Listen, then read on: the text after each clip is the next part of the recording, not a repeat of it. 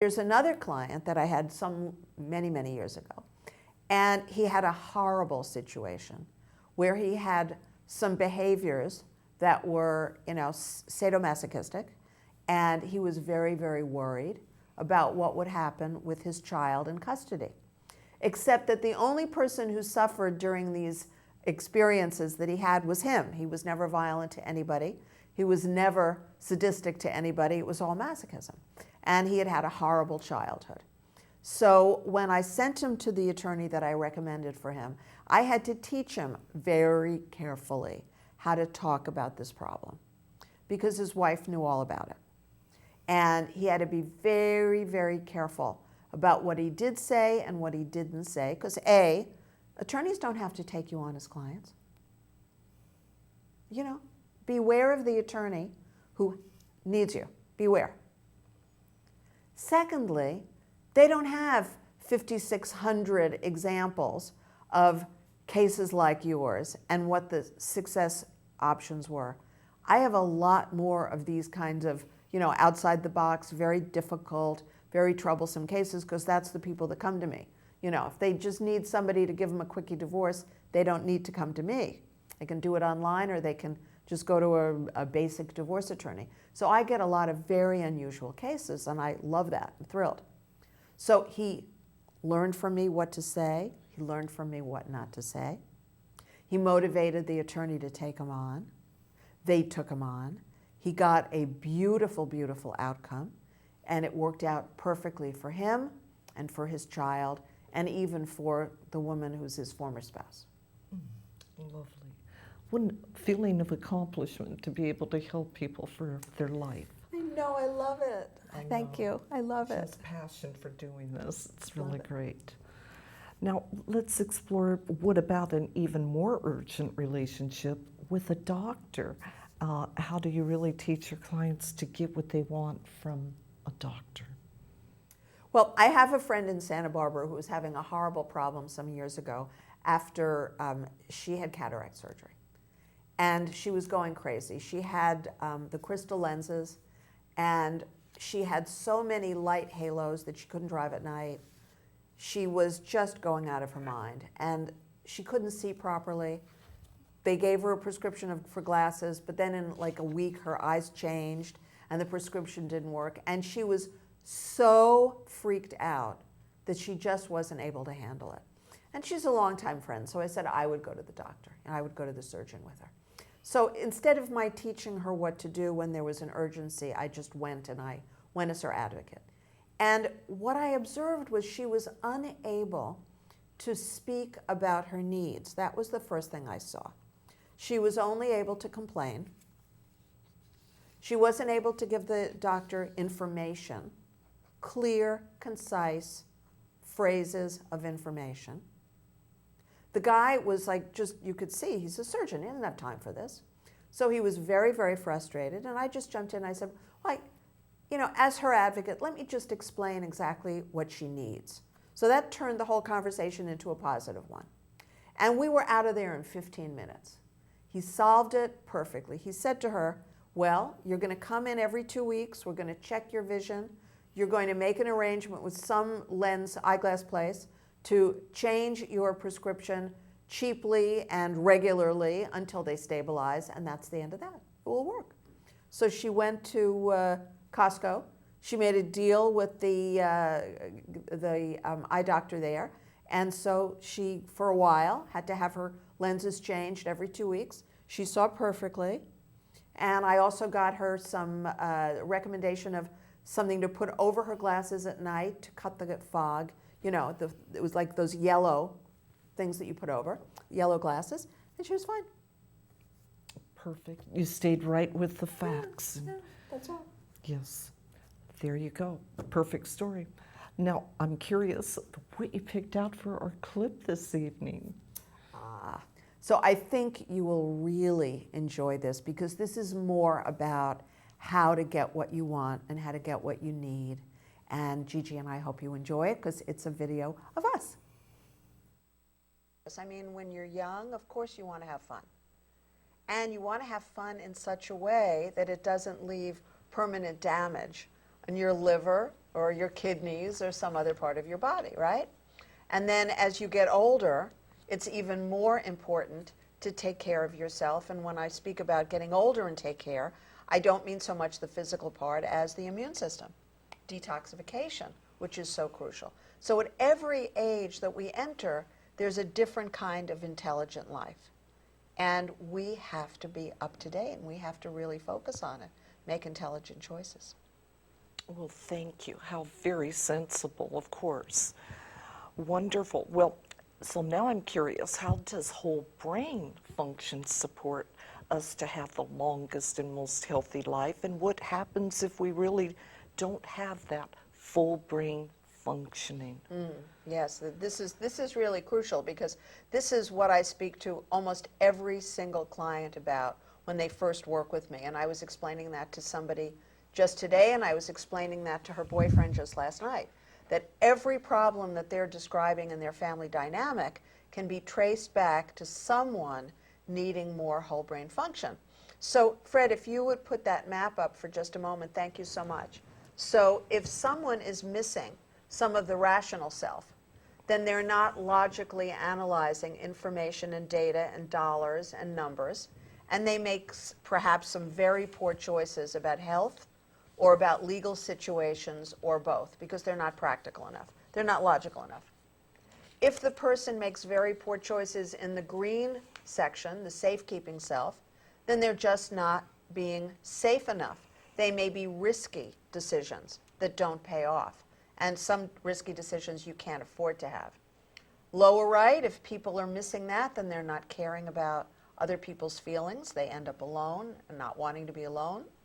And upper right, if people are not enough of the experimental self, then as they get older, they don't have any peace, they don't learn to meditate, they don't learn to take it easy, and then they find themselves exhausted. So it always boils down to that. If you have whole brain function, or if you learn about whole brain function from me, and then you manually attend to it, it may not be natural, but that doesn't mean that even though it's not natural that I don't do it. I'm making sure that I'm hitting each of those 4 quadrants every day. So we hope you enjoyed that. All right, now some more questions for you, Susan. Okay. I know that people, well, they're also different, and what allows you to understand people so quickly when you speak to them, or you listen during a free session, or when you actually meet them? You always remind us, I know, that some skills work for a career, and with our neighbors, these skills work, the same skills, with everyone and anyone. So how can we really use these skills with, let's say, a human resource expert to motivate them to recommend someone to be hired? Well, you have to really work with this. You have to really understand needs. And the more you understand your own needs, and the more you understand the needs of the people who you're close to, the faster you're going to get to understand an HR person or a boss or somebody that you want to hire you. Now, any HR person is a very left brain person, because they get paid based on you being hired. So that's all about money. They make money in their job by getting money for you. They do that by getting you to the right place where you can make money for that company. So it is basically about playing connect the dots about money, isn't it? So that's the upper left brain. Then they ostensibly, theoretically, have to be great with people. That's the lower right brain. And of course, there are some HR people who are better with human beings and some who are better with paperwork. So you got to make sure that if you have a choice about this, that you find an HR person who you really connect with and who really connects with you, because that person is going to be much more likely to recommend you. Then when you get there, because usually HR people insist on meeting you in person, then when you get there, you have to make sure that you've chosen the perfect wardrobe for the job that you are up for. You know, if you're up for the job of someone at the early tier, you know, receptionist or something, that's a completely different wardrobe than somebody who's going to see about being the CFO or the CEO. However, even the receptionist in a certain kind of company has to be well dressed. Because, of course, you're the first person they see. And that's a very, very important thing. Are you in possession of a wardrobe that is appropriate for this potential job? Because if not, you have to start shopping yesterday. You know, if you've been out of work for a while, that can be a big problem for people. So they look at, you know, in consignment shops and resale shops and all that. And that goes for men as well as women. But thank goodness, you know, there are lots of options for men that are a lot less expensive. And you've got to be someone who's seen to fit in. But you've got to understand what fitting in means for this particular job, this particular career path, and this particular HR person. Nice. Do your homework. Be prepared. Now, after someone has been sent on to the person that is the hiring person, then how do they go about motivating the boss to hire them? Well, you know, the corporate culture that you're seeing and that you're aware of and that you've done your research to discover is all important here. You know, if you're going to a company that's a Silicon Valley company, obviously the wardrobe is completely different from a law firm. And you can't assume anything. You have to actually research this. You have to look at the websites. You have to drive over and take a look. You know, drive over at 8:30 in the morning. You'll see people running in the front door. Sit in your car and really take it in. You want to see what they're wearing, and don't go on a Friday, because if they're having casual Friday, you're going to be all confused and think you can show up in khakis or whatever. So be very, very cautious and do your homework. Again, look online, look through their entire website, look at the people who work for the company on the website, Google them, go to LinkedIn, and also physically drive over there if you possibly can and take a look. Very nice. Well, there you go. You get the job this way. Now, is there someone, let's say, that is very left-brained? What would we actually see or hear that would really indicate how to reply to that person in their own language? So clearly, HR people are a combination, as most people are a combination, but it's all about money. They want to know how much you make. They want to know how much you really make, not the imaginary amount, right? How much you really make. They want to know what you're willing to take, how much of a raise or whatever you're willing to accept. They want to know exactly what the details are. Do you have a bonus? You know, what is your retirement package? All the facts, all the data, all the dollars. While you're doing that, you have to be really connecting with them. You have to be selling them on how irresistible you are. You have to be selling them on how they would be doing the company a favor by recommending you. That you have to sell them on how good you are at selling yourself, because they don't want to send somebody up to that company as a potential hire who isn't able to close the deal. So first, they've got to close the deal. You have to understand empathetically what it means to be this HR person. They've got to sell you. That's a lot of work. And then they need you to be someone they can trust to sell yourself to. So that's the ultimate upper left brain. So now let's explore if somebody is the very lower left brain. What would we notice then? So, you know, if you're a bookkeeper and you're going to help out another bookkeeper, because bookkeepers are the ultimate lower left brain people, not accountants. Depending on the level of accountancy, the level of clients that an accountant works with, they're usually upper left brain, which is where the dollars live. But the bookkeeper who does the functionary work, the assistant, the personal assistant, the personal secretary, all of those people who are behind the scenes getting it done, that's the lower left brain. So you want to be very careful that you don't come across as snobby. You want to be very careful that you come across as someone who's always on time, always is prepared, gets everything done before the deadline. That's what the lower left brain's all about, planning and organizing and getting things done. So you always have to be early for any left brain person if you're going to any kind of a meeting, because left brain people really respect that. And even if they're not on time, you got to be there. Even if they're coming back late from a lunch meeting, you've got to be sitting there in the reception area waiting for your meeting. It's really crucial. With a great expression on your face, happy to be there, warm, friendly, etc. But for the bookkeeper, the lower left, or if you're someone's nanny, that's a lower left position. If you're going to go get a job as a nanny, you have to be so efficient, so trustworthy. At the same time, you have to really get along with the kids and get along with the parents.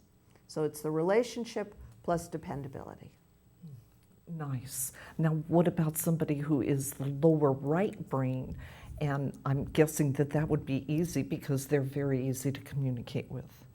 Well, I see that we have a lot of time, so I'm going to go into this. So the lower right brain person, the trick with that, and it is a big trick, is lower right brain people can be the warmest, most friendly people you'll ever meet, and they can be horror stories. Horror. Why? Because someone who's very emotional. Do you have any control over other people? Of course not. You can motivate them, but you can't force them. So somebody who is warm and friendly and caring and attentive and connecting and compassionate one day, if they don't have skills, if they don't have tools, if they've got a brain chemistry thing, be prepared. Bring a raincoat. So you have to be very, very, very skilled and careful. Now, if it's somebody that you're just, have a little bit to do with, you don't really care, they're in your life, they're out of your life, you're going to a dinner party, there's someone sitting next to you, they're like that, well, it's fine, it's a dinner party. How out of control can it get? But, if it's a situation where you've got a real relationship now, or you're going to work for that person, then you have a big problem unless you develop these skills. And believe me, I've been there. I've had all sorts of people that I've worked with in my whole fashion career of, 20 odd years, that it's very tricky because these are creative people. So if you're in a creative industry, be prepared. These can be very, very difficult, moody people. And you can't be the second moody person in the room. That's the trick. So if you want to have a successful relationship with someone who's very creative, let's say you're an actor, let's say you're a musician, let's say you're a dancer, let's say you're an author, let's say you're in fashion, let's say you're in any photography and magazine work, anything that's creative, you have to have these skills so that if the other person is freaking out, you make sure you reel them in and everything is calm. That's very clear. It's good to know. This is why this is so important. And what about somebody that is really upper right-brained? And I'm guessing, can that be a nightmare? Yes. Yeah, those are in fact the most difficult people to have successful relationships with. The most difficult. And I'm going to give you my favorite example. There was a woman who used to run one of the spiritual centers in Santa Barbara who isn't here anymore. But if you've been in Santa Barbara for a while and you're listening to this, you will know exactly who I mean. So I offered to do a free workshop at this spiritual center, and she was thrilled. And we had lunch, and we had a great time. And we talked about exactly what she would say and what I would say. And as far as I could see, we worked the whole thing out. And I got there early, as I always do, and a number of my clients from Santa Barbara were there, as well as lots and lots of people I knew from the spiritual center that I've attended from time to time. And everybody was ready to begin, and we were sitting in a circle as I had arranged the chairs, and I looked to her so that she could now begin the introduction. And she, being a loose cannon, which is another challenge you can have with upper right brain people, they may do what they want to do when they want to do it because autonomy and freedom is key. She said, well, you introduce yourself. Well, if you've ever been a public speaker, you know that introducing yourself is not the way to go. It really degrades the entire experience that the audience has. It just doesn't work. So of course I said, oh, great, and I made it as if it was perfectly fine. Then, when I started to describe the 6-part conversation, and I would normally, if I have a host or a hostess, I'm going to use that person and draw them in and use them as an example. And so I turned to her and I said, well, for example, you might be feeling this and needing that and feeling this and needing that. And what did this upper right brain person say in the middle of the event? I don't like it when people tell me what I'm thinking. So then I had to go right into empathy, because not only was I giving an example, I had somebody who was triggered, and I have no idea what she was triggered about, no clue at all. Very lower right brain person, very moody, and very upper right brain person did what she wanted to do when she wanted to do it. And since then, I've learned about some problems that she had that I wasn't aware of, and why she was, her behavior was so strange that night. But believe me, an upper right brain person who's going to do what he or she wants to do, when he or she wants to do it, come hell or high water, is a very challenging person to get to cooperate with, right? And that's the key. So you have to be really, really careful. Well, there you go. You get in those situations yourself, Susan, and you practice what you preach. No choice. No choice. No option. Well, now, what is the most important thing that you would care to remind everyone of when they really need to get what they want? Okay, and I think you want me to basically give a talk here. So you keep your eye on the clock and let me know when we're getting near the end, okay? Wonderful. Good. So, as I started with this evening, the first step is you absolutely have to be able to put your focus and attention on them.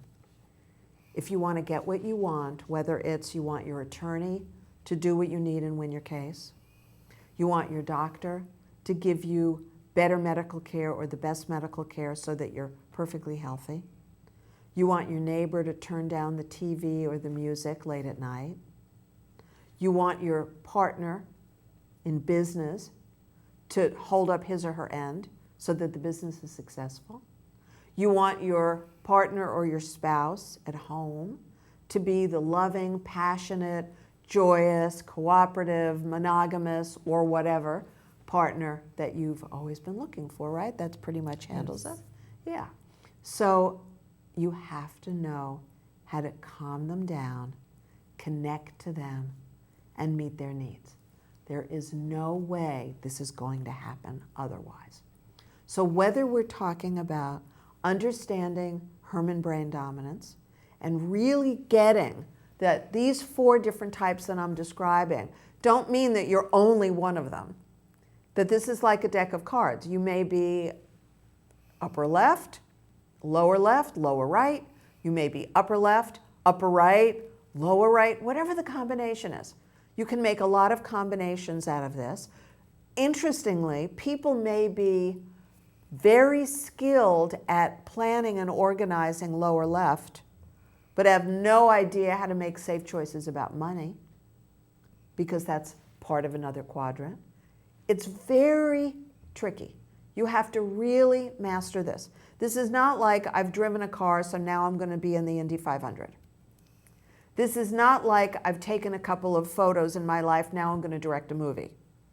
You have to really understand that there are skills within skills within skills that I teach my clients.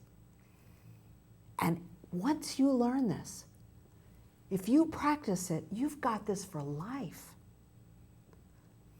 So all the problems that you've had up to now, you have to take a look and say, well, how did I get these problems? Well, what didn't I know?